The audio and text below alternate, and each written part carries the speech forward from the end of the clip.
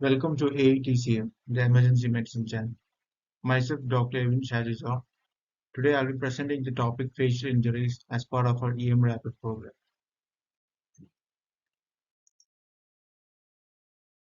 Introduction: We have the face, which is an anatomically complex structure which includes the skin, muscles responsible for both gross motor function and subtle facial expression, bony structure, and vital sensory organs. Injuries to the face may compromise the patient's ability to breathe, speak, see, hear, and eat, and may also involve damage to the CNS as well. And associated head and cervical spine injuries are common in patients with significant facial trauma as well. So, and coming to the bones, the anterior facial skeleton is mainly composed of the frontal bone, nasal bone, zygoma, the mastoid bone and mandible, and the sphenoid, ethmoid, lacrimal, vomer, and temporal bones lie deeper within the facial structures, and they provide support and sites for the muscular attachments. The TMJ is the only joint of the face, and it engages in complex motions.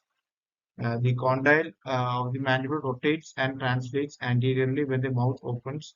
Meniscus is there, which overlies the condyle, and it maintains the joint and enables motion. And the meniscus and condyle forms a hinge joint which allows the rotation, whereas the meniscus and the temporal bone forms sliding joint which allows translation. Coming to the nerves, we have cranial nerve 5, which supplies sensation to the face through three major divisions, which is the ophthalmic division, which supplies sensation to the upper third of the face, and including the eye and nose down to the tip, and the maxillary division provides innervation to the mid face and includes the infraorbital nerve as well, and the mandibular division supplies sensation to the lower third of face, and the most anterior muscle there includes the muscles of facial expression. It is mainly innervated by the facial nerve. The facial nerve travels through a narrow canal within the temporal bone, and so it can also get injured if the temporal bone is fractured. And the muscles of mastication are innervated by cranial nerves 5, 9, and 10. And also, coming to the vasculature, the face is highly vascular. The soft tissue injuries and fractures that involve these vessels can cause large hematomas or heavy bleeding. But we can ligate these major branches to an extent because the face has an extensive anastomosis of these arteries, and even some can cross the face's midline and anastomose with the opposite side artery as well. So even if you ligate the vessels in the face, the supply will go on and there won't be any ischemia. And coming to the glands, we have the parotid gland, which lies anterior to the auricle and posterior to the ramus of the mandible. And the duct travels, parotid duct, which travels anteriorly and opens in the inner wall of the cheek, opposite the second upper molars. And the submandible and sublingual salivary glands are rarely injured because they are seated and because of the better protected location. Coming to the evaluation, so we'll do when the patient comes to ER, we do a primary survey, and we'll do the airway breathing circulation, and the airway will see if there is any mechanical disruption or any severe hemorrhage which warrants for an endotracheal intubation, and we'll see the circulation for any early packing of nasal and oral cavity. We'll apply direct pressure to the wounds and avoid blind clamping of the vessels because the ducts and nerves can also get clamped if we do it like that.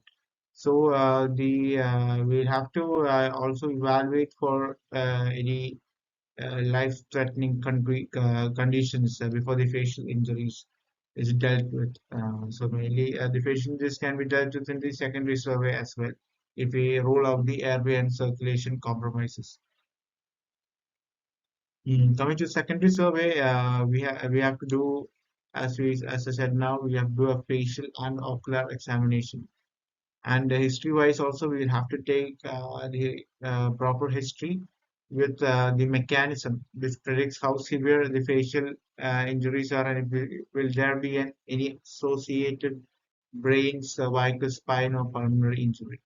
And also we should also screen for abuse in especially in women, children and elders as well. Coming to the clinical features, certain questions we can ask mainly: how is your vision? And does any of the patient's face feel numb, or does your bite feel normal? So as to ask for the malocclusion. And also coming to inspection part, we'll have to see the patient from different viewpoints. We'll see from the lateral view for the dish face with the leaf or three fractures, and frontal view we will be able to see the donkey face with leaf or two or three fractures. And the from above we have the bird's eye view for exophthalmos for with retrobulbar hematoma, worm's view for enophthalmos with blowout fractures or flattening of malar prominence with zygomatic arch fractures. So raccoon eyes and battle sign should also be looked for, where raccoon eyes is the orbital ecchymosis, whereas the battle sign is the mastoid ecchymosis. And it typically develops over several hours, suggesting a basilar skull fracture.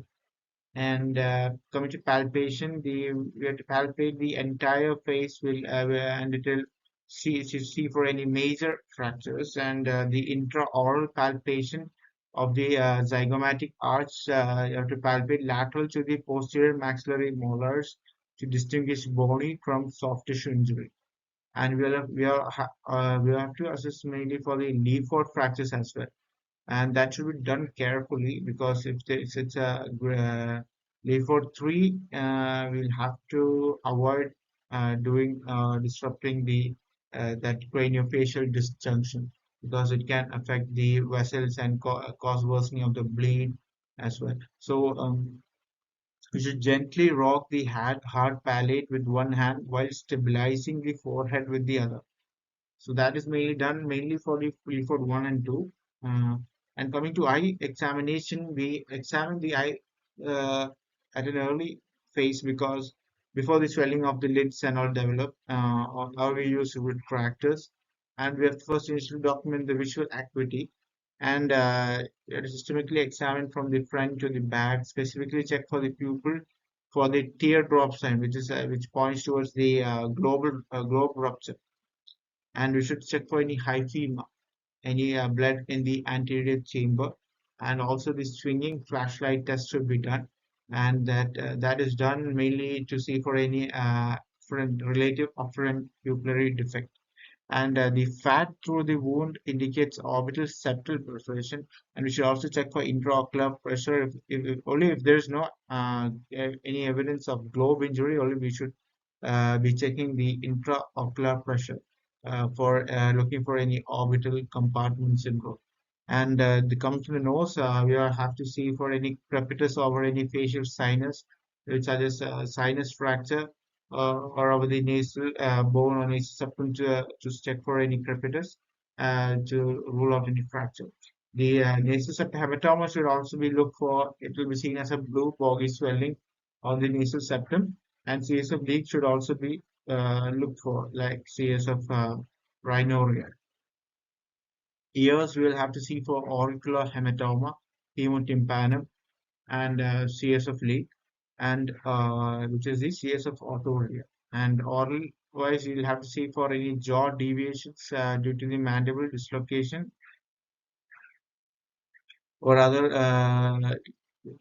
issues with the mandible, zygomatic, and leaf fractures. So we should see for any missing or injured tooth, uh, lacerations, and mucosal ecchymosis should also be looked for. And we have to place a finger in the external ear while the patient opens and closes the mouth to see for any condyle fractures. And tongue blade test can also be done, in which we ask the patient to bite down on the tongue blade while it is being twisted by the examiner to rule out any fracture of the mandible. Coming to the, as we discussed, the inspection views, we have the chromatic right exophthalmos, as you can see here. This is the basically the retropulbar hematoma causing the exophthalmos secondary to trauma. So this is what you see here. And coming to the zygomatic arch fracture, that is also seen as a flattening of the malar eminence. So here you can see the flattening of the malar eminence on bird's eye view. And Lefort 3 fracture is, as we said, from a lateral view, you'll be able to see dish face deformity. That is what we see here. Coming to the additional clinical features, coming to eye, we have to palpate the entire orbital rim for tenderness and step-off deformities. If there's any of that, we can suspect a fracture, and for any crepitus, if any sinus is involved. And loss of vision implies injury to the optic nerve or globe. Subconjunctival hemorrhage and bloody chemosis also can occur with orbital fractures. Orbital compartment syndrome is a clinical diagnosis with signs that include eye pain, swelling, croptosis, rock hard eyelids, RAPD, which is relative apparent pupillary defect, decreased visual acuity, and it requires emergency decompression. So what we do is we do a lateral canthotomy and a cantholysis. We should also assess for extraocular motions and pupils, and binocular double vision suggests that there is entrapment of the extraocular muscles, and whereas monocular double vision suggests a lens dislocation secondary to the trauma. And in case intercanthal distance can also suggest a nasal-orbito-ethmoid fracture, which may be associated with a basal skull fracture. And the flashes of light and floaters have also been reported in patients with the retinal detachment, vitreous hemorrhage, and the foreign body sensation and photophobia suggests corneal aberrations and can be confirmed with the help of fluorescent staining. So that will help us to identify any break in the cornea, or any corneal aberrations can be made out with this staining. And we should visualize it under cobalt blue light. And we should also check for a hyphema after having the patient upright in a sitting or standing position. So here's the image in which we have applied the fluorescent dye, and this the parts which have been abraded will take up the fluorescent dye color. So here's the corneal aberration, and here we have the orbital blowout fracture. This one is the orbital blowout fracture, which causes limitation of the upward gaze. This is mainly because the inferior rectus is entrapped within the fracture site. And here we have the teardrop pupil, and it suggests an open globe laceration. Okay. And here we have the blowout fracture, and here we have taken a water's view, and it shows a teardrop sign. You can see this one. It's a teardrop sign with a fluid in the right maxillary sinus. This is the fluid, the right maxillary sinus, and this is the schematic diagram in which you can see the air fluid level in the maxillary sinus and the herniated orbital contents, which you can see as a teardrop sign in the radiograph. And patient will also have enophthalmos secondary to that due to the orbital floor fracture. And the pseudotosis is basically enophthalmos, which occurs due to the orbital blowout fracture, and it's seen as pseudotosis. And we can also see here the extraocular muscle entrapment associated with the orbital floor fracture. And as the patient looks up, he's not able to look up with his left eye. And coming to right, retrobulbar hematoma, you can see here in the film. This one is the right retrobulbar hematoma. And we have layered grade 1 to 2 hyphema inferiorly. Here you can see this one. This is the grade 1 to 2 hyphema, and also we can see an area of active bleeding from the superior iris. And coming to other one, which is the nose, we have the septal hematoma. We have to incise and evacuate the septal hematoma to prevent destruction of cartilage. as it can result in saddle nose deformity if not intervened. And we'll have to differentiate CSF rhinorrhea from serous postnasal discharge. And this is basically done with the help of a paper towel. We can use a simple paper towel we can use, and usually the CSF rhinorrhea will have the typical double ring sign. This is what is seen typically. Double ring or halo sign is what is seen. It's because the CSF diffuses past the blood, and it shows this double ring sign. It's not sensitive or specific, but we can use it if you're suspecting clinically, and if it shows this double ring sign, we can say it is CSF. And the specific test is the assay of the serum beta 2 transferrin from the drainage, which is highly sensitive and specific for CSF leakage.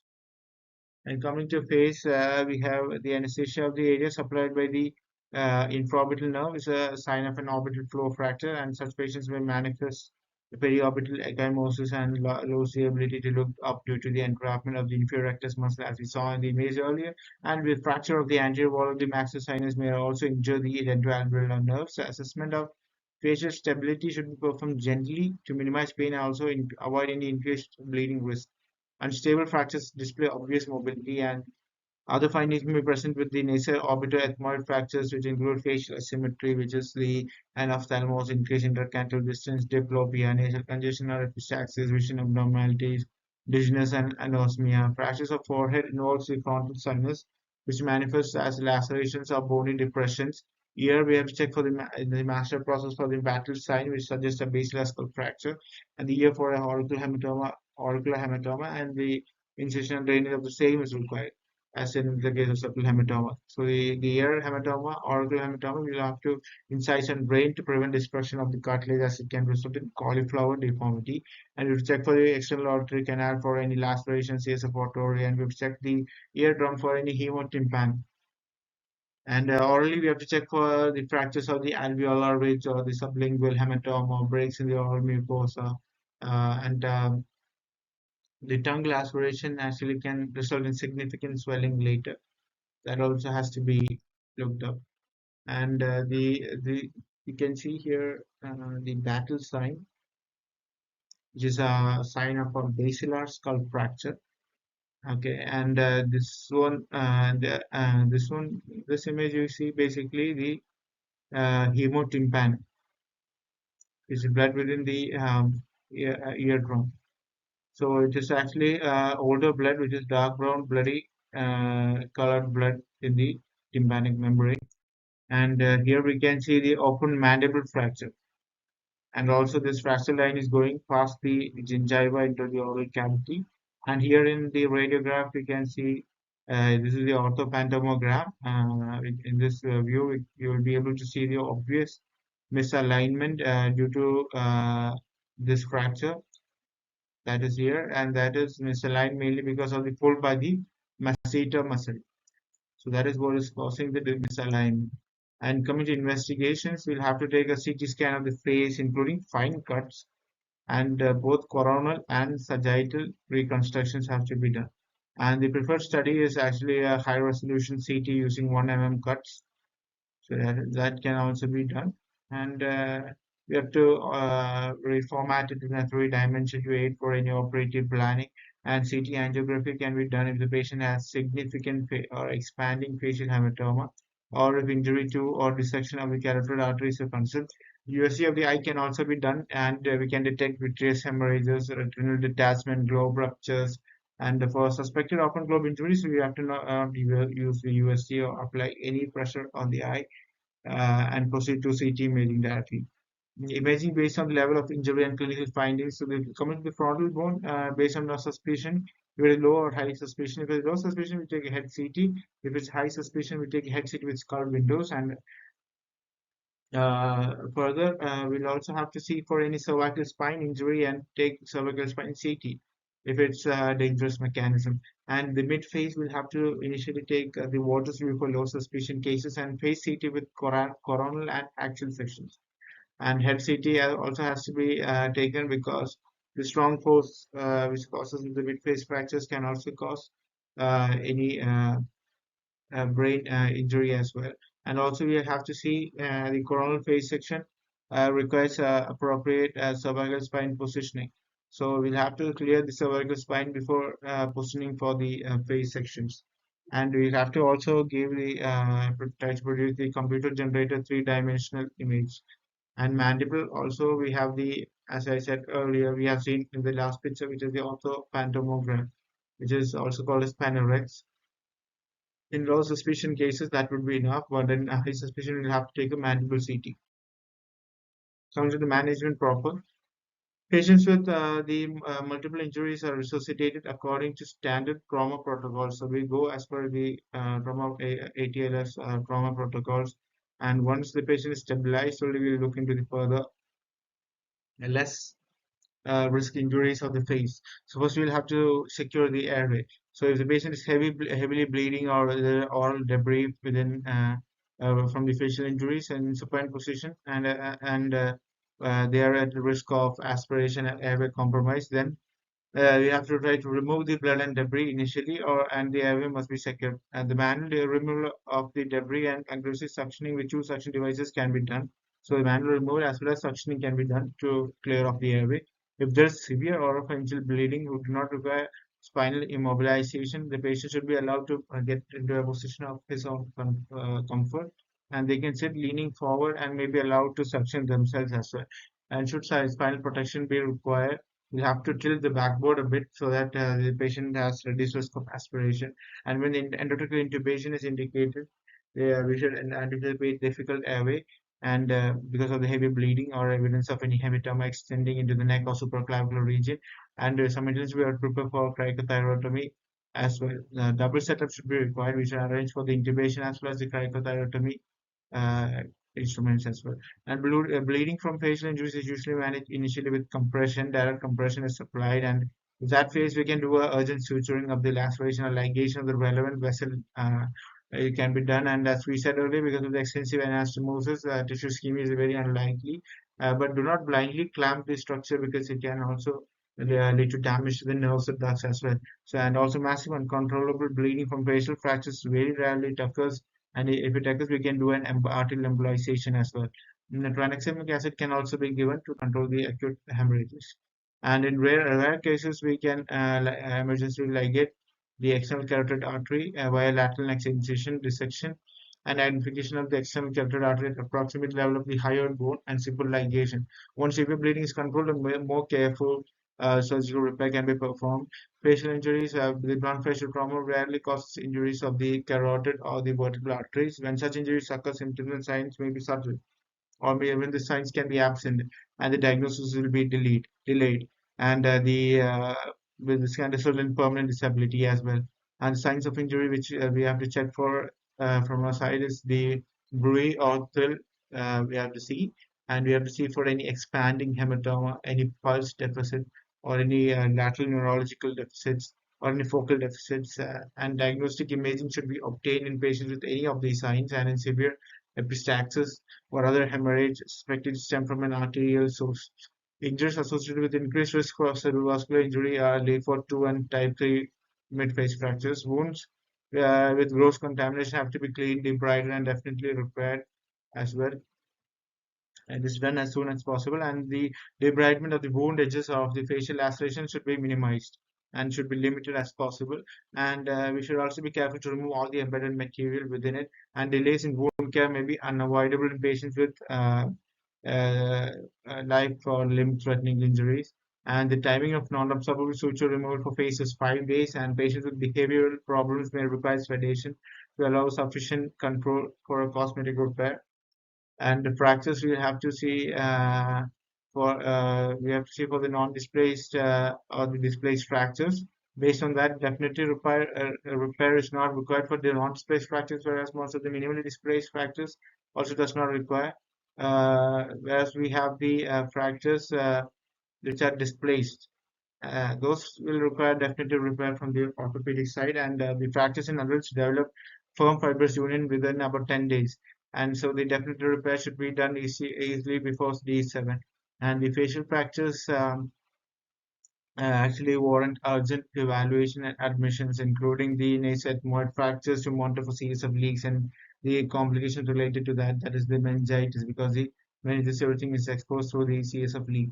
And the zygomatic arch fractures are also associated with trismus, and we have to monitor for any airway complications. The A4 type fractures of the midface, we have to surgically repair it, and facial fractures in patients with multiple significant injuries. We also will have to carefully examine meticulously all the facial fractures and injuries. And prophylaxis against infection, antibiotics are not required for simple facial wounds. Exceptions include some bite wounds, especially cat or human bites, and wounds that with any evidence of devascularization, we'll have to give antibiotics. And wounds that penetrate the buccal mucosa and through injuries of the lip, and the wounds with exposed cartilage of the ear or nose, closely contaminated wounds that require closure, wounds associated with open fractures. All of these cases will have to give prophylaxis against infection. If prophylactic antibiotic therapy is needed, that antibiotic should be selected based on the normal flora associated with the affected site, and tetanus prophylaxis should also be given with open wounds, and rabies prophylaxis is given for animal bites. Coming to the orbit, injury to the orbit, particularly fractures, can cause hematoma to form within the orbit behind the globe, as we have seen in that previous image in the bird's eye view. And the retroorbital hematoma can cause acute exophthalmos, and which can lead to neuropraxia of the retinal nerve and compression of the retinal artery, diminishing flow to the retina. And emergency lateral catheectomy may be required to prevent blindness if there is an orbital compartment syndrome. And inferior cancelizers can also be done to decompress the orbit. Supporting measures of the we can do initially is from the ear side is the elevation of the head of bed, pain control, management of the increased intraocular pressure, correction of coagulopathy, and cessation of the anticoagulant therapy if possible. And the IOP is managed basically. We know that we can give the prostaglandin analog, the latanoprost, bimetoprost, and all, and also we can give the acetazolamide agents as well, and which are the carbonic anhydrase inhibitors. And we have to manage the elevated BP as well, and prevent any acute increase in intraorbital pressure with the help of antiemetic, cough suppression, stool softness, so that the patient does not strain much. The corneal abrasions, the foreign body is removed, followed by topical antibiotics with analgesics have to be given. Open globe injury, antibiotic and tetanus prophylaxis, followed by definitive surgical management, and rapid primary closure of an open globe injury. Followed by surgical globe repair has to be done, and closure within 24 hours is ideal.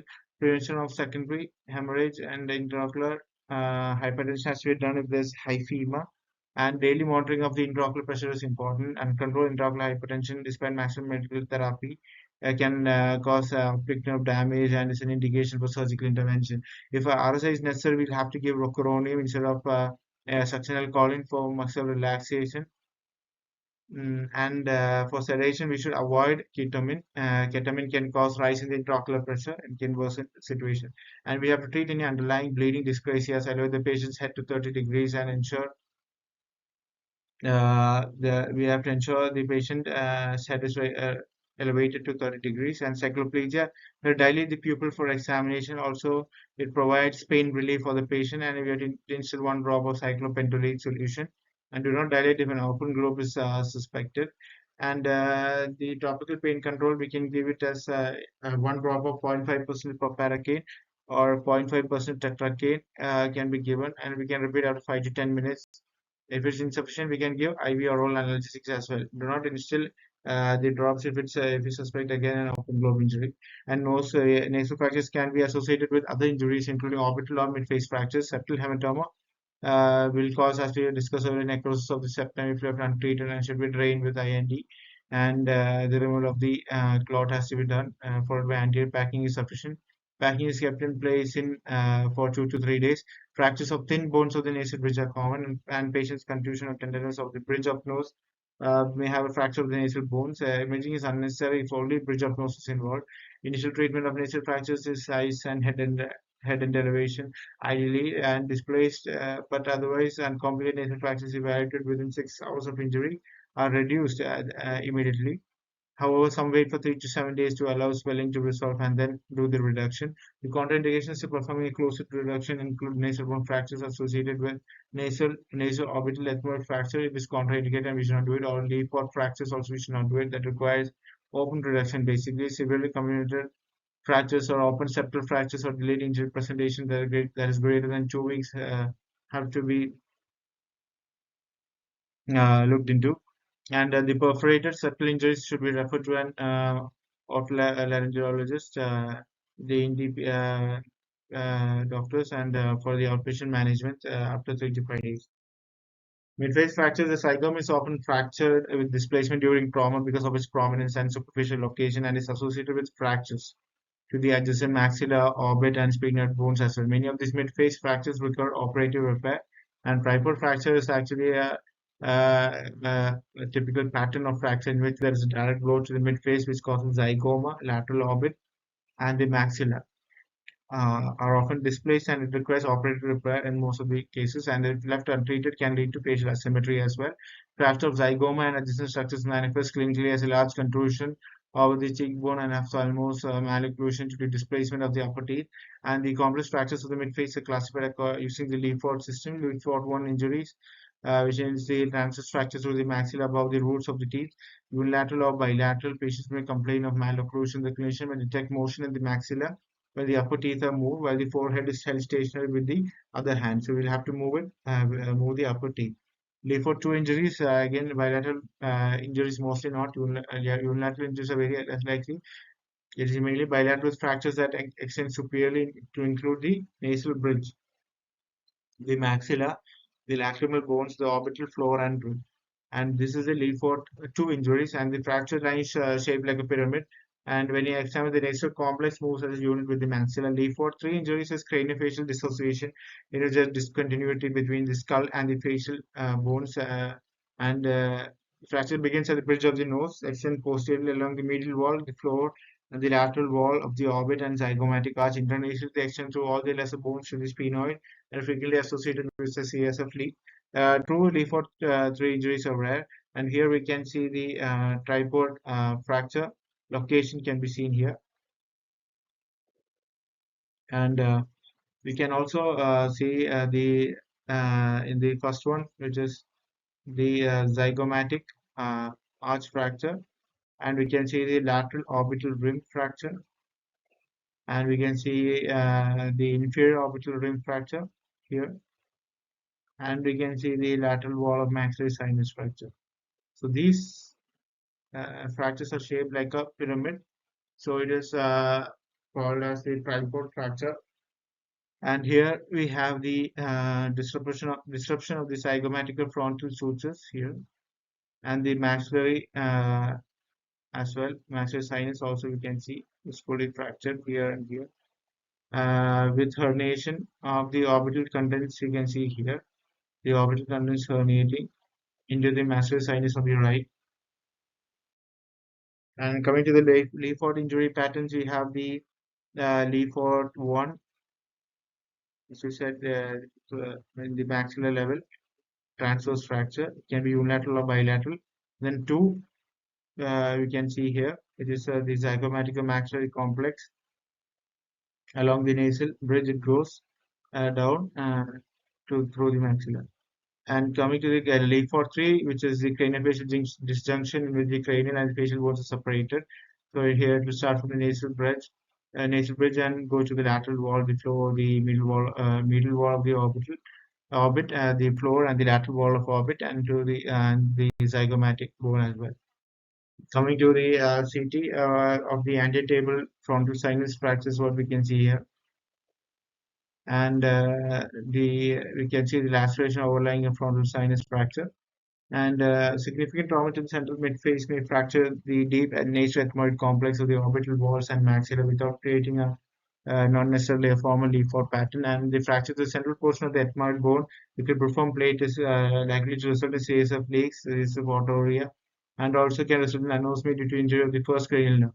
And patients with CSF leaks should have the head of their bed elevated 40 to 60 degrees. Head end elevation minimizes the ICP by decreasing arterial inflow and increasing venous outflow, thereby allowing the leak to seal. And the prophylactic antibiotics have to be started for patients with significant midpoint phase trauma associated with open contaminated wounds. Oral cavity will have to see for through and through lacerations of the mouth and should be closed in layers. And initially, we have to begin with the intraoral mucosa towards the skin. Following closure of the mucosal layer, copious irrigation of the external wound is performed to remove any debris or embedded materials, bacteria that would otherwise be incorporated into the wound, and prophylactic antibiotics are necessary in some cases. Integrity of the parotid duct or submandibular ducts have to be assessed, and if there's any laceration, it has to be repaired whenever the laceration occurs close to the structures as well. And tongue lacerations, we have to suture repair for large lacerations greater than 2 centimeter in length on the dorsum of tongue, or deep lacerations on the lateral border of the tongue, or those with significant bleeding. We'll have to suture, and it's not required for non-gaping lacerations or lacerations less than or equal to 2 centimeter in length. Because of the risk of infection, laceration more than 24 hours old should be left open to heal by secondary intention. And dental injury, we have the avulsed teeth, which is the lowest priority, yes, but we have to see if it doesn't compromise the airway. So if there is any loosened teeth, we'll have fully or partially loosened teeth, we'll have to remove it from the mouth to prevent aspiration. But if it requires instruments to remove, then we can leave it in place.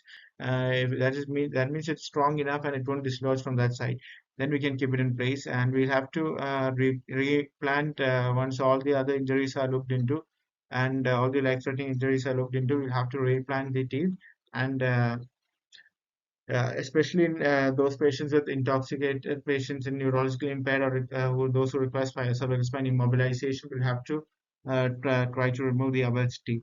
And fractures with the alveolar ridge may result in a group of teeth being destroyed, and that is mainly stabilized with the arch bars, acrylic splinting after fracture reduction. Prophylactic antibiotics are also given for these open fractures. Reimplantation of avulsed teeth, for that, if we cannot reimplant immediately, we'll have to place the teeth in a culture media, which is Hank's balanced salt solution or milk. And in patients with minor trauma and aspiration, the avulsed teeth should be reimplanted as soon as possible. If the tooth is only partially avulsed, we can extrude it, and it should not, or if it is extruded, the teeth is extruded or partially avulsed, it should not be removed. If it is completely avulsed, and if it has a risk for airway compromise, we'll have to remove it, and it should be reimplanted. Uh, if the patient has minor injuries and no other injuries to be looked into, any life-threatening injuries to be looked into, we'll have to reimplant the tooth, and it can be stabilized with the acrylic splint or wiring to the adjacent teeth. Patients who are intoxicated or have sustained a neurologic injury may not recall aspirating a tooth, and we'll have to see for the avulsed teeth, the missing avulsed teeth in the chest X-ray. If it's below the diaphragm, it is not the retrieval is not required. But if it is within the bronchus or the esophagus, it requires bronchoscopic or endoscopic retrieval as well.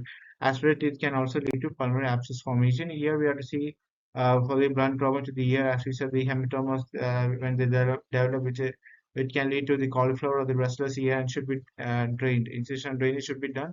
And ear laceration, which involves the cartilage, requires precise repair, and also we have to give an antibiotic prophylaxis, would say. The TMJ joint can result in the trauma to the TMJ joint can result in a soft tissue injury, fracture, or dislocation. Injuries to the meniscus or collateral ligaments can cause malposition of the jaw.